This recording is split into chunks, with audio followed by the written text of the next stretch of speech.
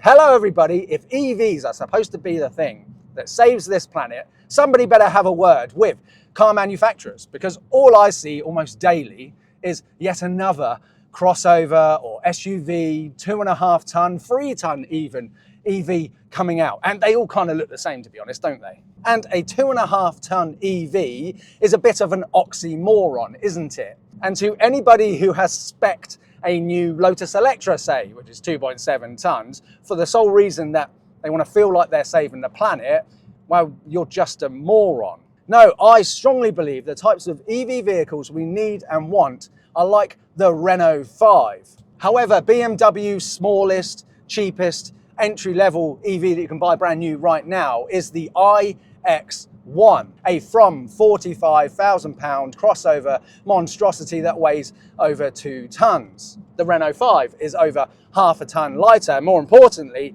half the price. But BMW were the first to make the compact city hatch EV. And that is why today we are driving BMW i3. Yes, unfortunately, these have been discontinued now, but they do benefit from my favorite thing about EVs, and that's how they depreciate. Because right now in the UK, you could buy a 3 or 4 year old i3 for half the price of a Renault 5. Heck, you can get a 2013 i3 now for as little as £5,000. But is BMW correct in saying the minimum size vehicle you need for family practicality is an iX1? How practical are these tiny cars really? And what will a petrolhead car enthusiast think of the driving experience? Well, there's only one way to find out, isn't there? My name's Ben.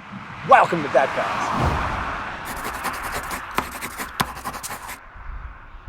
Welcome back to the channel, everybody. Are you subscribed? Have a little look and give it a little click if not. So today we're driving a 2021 BMW i3. This is not an S. This is an all-electric vehicle with a 42.2 kilowatt-hour battery, 120 amp hours. It produces 170 horsepower and can do 0 to 60 in a little over 7 seconds. Thanks to the fact that these weigh less than 1,400 kilograms. I think it might even be like 1,350. And all the power goes to the rear wheels as well. And yeah, certainly got the pace, but we'll come on to the driving experience a little bit later on. And the reason these are so light and exciting is because of their construction. It's got a carbon fiber shell, which sits on an aluminium platform where the battery and everything is all housed as well. And I mean, come on, who hasn't dreamt of owning a carbon fiber shelled car with a frunk? And there's no rear seats in a McLaren 720S, is there? Which reminds me, let's kick things off actually by checking the practicality of this tiny little car. Right, so the i3 has got some rather cool suicide doors, although I don't know why they call them suicide doors. I think they should call them trap doors, because look, let me show you the problem. So you're trying to get in, you park next to another car, and then trying to get your children out the back. Hang on, yeah, there we go. And then what happens is you get trapped. You literally get trapped and pinched here. And if you've got a couple of children trying to come out as well, and you have to obviously close this one first, to, what would you do? Kind of go like, yeah, like this. Yeah, you can't really do it, can you? You might assume that having, you know, a 2-door coupe like this with a huge wide door, that it'd be a lot harder to get children out of here, but it's not in reality, because the seat goes forward and it's actually really easy to get the children in and out. However, a big advantage with these, what I've renamed trap doors, is when you're trying to get a bulky child seat in the back, because when you're trying to do this in a 2-door coupe or even a 4-door hatchback, getting a large child seat in the back is a nightmare. So you get the best of both worlds, because you can fold this forward with just that easy operation handle there at the top. And then because you've got these doors open, you've got a massive opening, and getting that child seat in the back of a car has never been easier. I remember when I had to get a similar size child seat in the back of the Ferrari FF, and I was genuinely sweating and stressing about scratching the Italian leather. So the driver and passenger seats are set to where there's still reasonable space in the front, and wow, look at that. I mean, leg room, that's pretty decent for a tiny little car like this. That's quite comfortable. Headroom though, for me, I'm 5'11", got a very long torso. My head does just touch on the roofline there when I lean right back, but if I slump down a tiny little bit, still got a tiny bit of legroom there as well. You know what, this is quite impressive for a tiny vehicle. It is strictly a 4-seater vehicle though. However, you could put certainly a 3 across Multimac in the back here, or maybe even a 4 across like I've got in the back of my Dadcars. If, like me, you've got a litter of children and you get 2 sets of Isofix, as you would expect, in the back with top tether points in the boot. And whether you like or dislike the styling of the side profile with the window line, what this does mean is that children have got fantastic visibility. Normally when children are in the back of even large SUVs and styled crossovers with their little cool looking windows, kids can't see anything at all. But here, they're going to have a fantastic view. So with pretty decent practicality there in the back, I'm rather impressed with that. It's exceeded my expectations. Surely their boot is going to be massively compromised, right? And yes, look, it's not huge. I think it's 260 litres, but it's still very usable. You know, you would be able to get a folding, collapsible buggy in there and a midweek shop, I reckon. The loading height is quite high, I would say, but there's a couple of other cool features, like you can pull these little toggles here if you haven't got children in the back, and it basically squares off the boot. So if you need to put something in here like a box shape, you know, you'll be able to do that. And obviously these seats fold flat as well, giving you acres of space. I think it's over 1,000 litres you get. So I would say in reality, there's probably some families where this would actually do the job and they don't need to buy a huge SUV.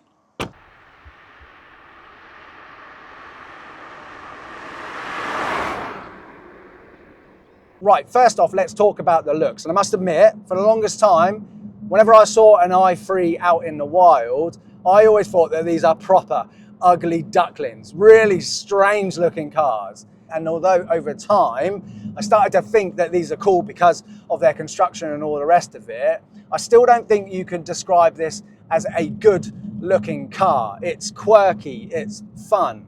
But yes, to your typical crossover SUV lover driver, I can imagine that generally speaking, visually, these aren't the most attractive proposition. This one looks particularly special and fantastic in this shade of gold. I don't know what the official name of it is. It also sits on 20-inch wheels, which I was worried might make the ride pretty poor, because I've heard that with the i3Ss, the ride is quite uncomfortable and firm. However, it's not as bad as I was expecting. I would love to know what the ride would be like on the exact same car that is sitting on, say, 17s with a bit more tyre cushion. So external looks wise, I can see why they are a bit Marmite. They're a bit like the Renault Aventime actually, because people either love my Renault Aventime or they absolutely hate it. But the real treat for the eyes with the i3 is with the interior. Particularly when you sat in it as a driver. I mean, I've seen obviously videos and pictures of these before. This is the first time I've ever sat in one, and straight away, I absolutely love this interior. The mixture of materials is wonderful. It's all recycled stuff in here. That's real wood you've got there. You've got recycled hemp fibers all over here as well. And the spec on this particular example is utterly delightful. Look at this lovely brown, 100% fake leather. It does actually feel quite nice. It's got a nice texture to it as well. The steering wheel is so delightful. You know, it's really thin, you know, which feels like you're sort of driving like a modern classic, which I do think these and the i8s will become modern classics one day.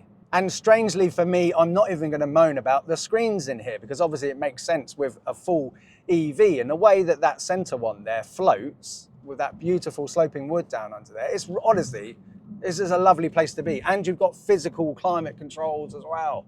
Oh, honestly, this interior is head and shoulders above most other modern EVs and hybrid cars that I see when I'm doing press days and things like that. This car's also got the upgraded Harman & Kardon audio.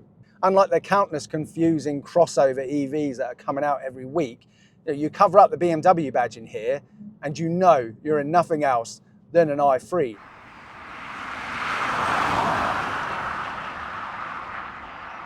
Another couple of minor practicality annoyances with this car is, one, that material that's on the seat backs is a terrible idea. You know, it's a light, flimsy sort of feeling material, and if you've got kids in the back, that is immediately going to be wrecked and stained. Also, the seatbelt harness is actually part of the rear doors. So if you've got somebody in the driver's seat and the passenger seat, they will have to undo their seatbelt in order for your rear occupants to get in and out.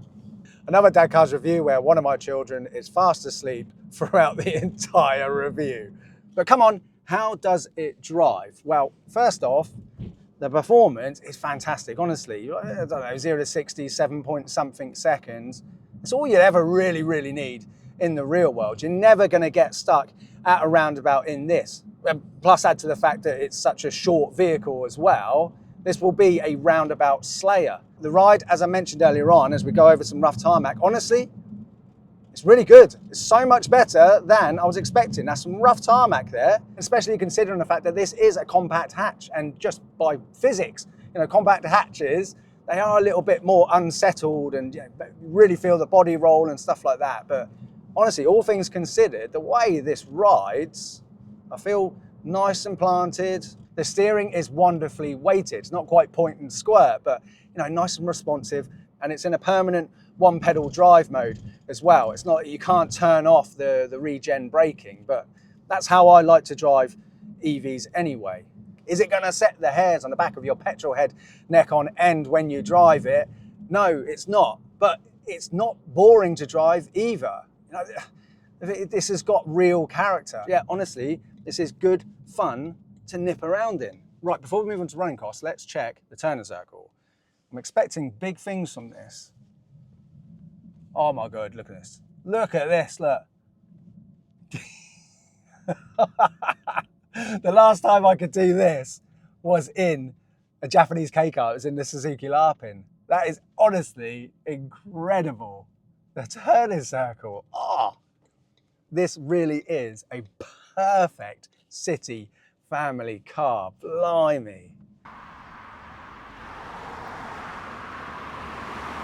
This steering setup, as I say, is quite nimble. It's quite a fast setup, but if you give it quite a major steering input, it really changes direction quickly. So, you know, it might take a little bit of getting used to there. It kind of feels like it overreacts when you do sort of give it a lot of steering input. Right, running and ownership costs. So I said at the start, I mean, the bottom of the market for the early i3s from 2013, they start from £5,000. There's multiple cars up for £5,000 and something on Auto Trader at time of recording. Obviously, those cars will have a lower range, but they stop production of these in around 2022.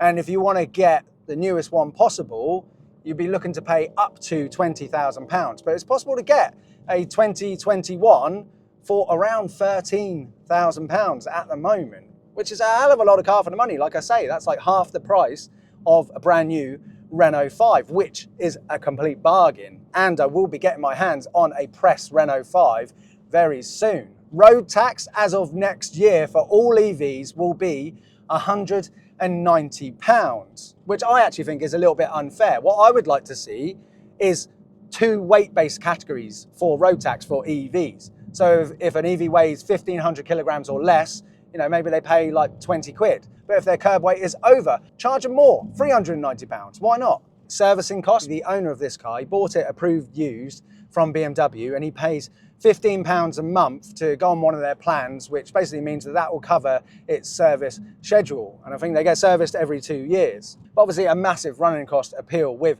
an EV is the reduced fuel cost. And interestingly, the car that he had before this was a 997.2 generation 911. And he calculated that for super unleaded, doing 10,000 miles in that car, it cost him around £2,700 in fuel. And with his current home charging rate of about 7.5 pence per kilowatt hour, it works out that to do 10,000 miles in this will cost less than £200. And even if you doubled that to £400 for occasional use of chargers out and about on a run, that's still a huge saving, isn't it? I would argue, of course, £2,000 to drive around a 911 for 10,000 miles is worth every penny. But the super low, almost ignorable running costs of a vehicle like this is where I think having an i3 as part of a family setup makes a lot of sense. You know, if you've already got something else as well, something which is bigger, more practical, internal combustion engine as well, you know, having one of these which you can just nip into town makes a hell of a lot of sense, doesn't it? You can obviously get these i3s with a range extender as well, a little tiny petrol engine which I think sits in the boot, and you get a little pathetic fuel tank, but it's just enough if you get caught short, and then you just need the range extender to fire up, charge the battery enough to get you to a charging station. It doesn't drive the wheels or anything like that, but I don't like the idea of a range extender. To me, that's the equivalent of if I became a vegan and then I started lecturing everybody about why they shouldn't be eating meat, and you know, meat is murder and it's bad for you and all that sort of stuff. But then you found out I always carried around a little cheeky bacon bap in my coat pocket just in case I got hungry. Oh, i3 friend. Oh, they didn't wave at me. That's a shame. Yeah, in my opinion, if you're specifically looking to buy a range extender version, it's probably that you're looking to buy the wrong vehicle. You know, you should just buy an EV which has got the amount of range that you think you need for your purpose.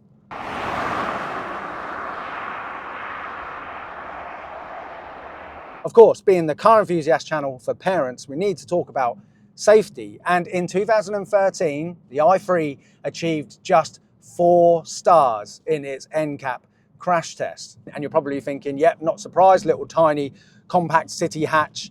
You know, that's not going to be structurally safe to carry your children around in. What you need is a Range Rover. But no, the i3 actually scored pretty well for adult and children occupants. In fact, only 1 year prior, the full-fat Range Rover achieved only 3% more for child occupants. No, the reason why the i3 lost a star was because of its pedestrian safety and safety assist systems. So according to NCAP, if ever you as a pedestrian are hit by a car, you should pray that you're hit by a 2012 Range Rover and not a 2013 BMW i3.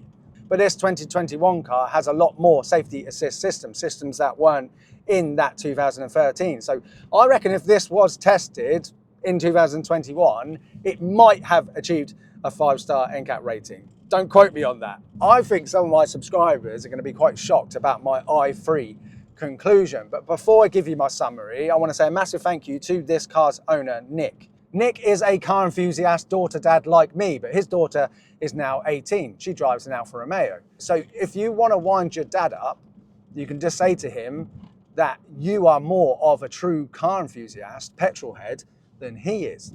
And for anybody who's wondering, oh God, I could never sell a 911 and move to an all EV car, Nick is also massively into his bikes, and he's got 7 bikes at the moment. So he's got something to get his internal combustion engine thrills. And if anybody's watching this who is also into their bikes, can you do me a favor? Flashing up on screen now is Nick's YouTube channel. He told me, oh, don't worry about talking about it because it's, you know, it's just he's doing it as a hobby. But it'd be really cool if some of my subscribers who are also into their bikes would go and check out his channel and maybe give him a sub. Now, in summary then, for the mighty BMW i3. Now, I never really had much interest at all in compact city hatches, but that was until quite a while ago when Kia lent me their Kia Picanto GT Line S. And I loved having that. I live near a very densely populated city and I need to go in and out to pick up the girls from clubs, and having a compact city hatch as one of your family cars, you know, if you've got that and you've also got something bigger, it makes a hell of a lot of sense. And honestly, the carbon fiber shell that you can see when you open up the doors, this wonderful interior, the performance, the genuine grin factor of nipping around in this thing, I absolutely love this. In fact, I'd go as far as to say this would probably suit our needs better than the next car that I'm looking to buy. Because I'm looking to buy a £3,000 family estate car, you know, like a 159 Sport Wagon or a Volvo V70 or similar, something like that.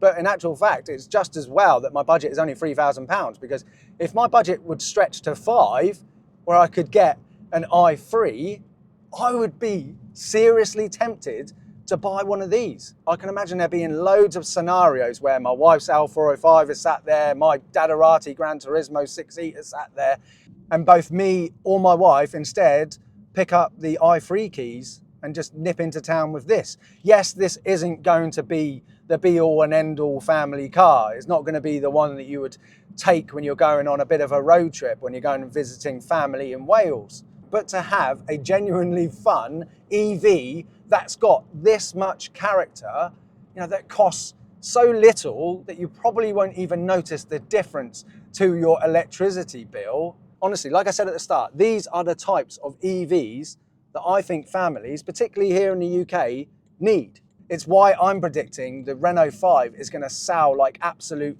hotcakes. But I just think that BMW were ahead of the game. They released this too soon. And I wouldn't be surprised if they make a i3 successor. And they wouldn't even need to reinvent the wheel. All they'd have to do is just make a car which looks like the original concept car for the i3, which I think looks amazing. But in the meantime, if you are looking for a little secondary family car, which you can pick up for an absolute bargain price because these have depreciated, it's not going to cost you much to run. Honestly, I would highly recommend that you buy a BMW i3. I absolutely love this, and I would genuinely buy one as a third family car. And like I said at the start, to anybody who is genuinely worried about their environmental impact, if they do go and buy some 2.7 ton SUV crossover EV thing, you know, they don't care about the environment. You know, speccing one of those and getting it made and flown around and all the rest of it, that's going to have such a huge impact, and then all that additional weight is unnecessary. If you really care about the environment, buy an i3. They already exist. They're lightweight. They've probably got the range and everything else that you actually need, and they're damn cool too.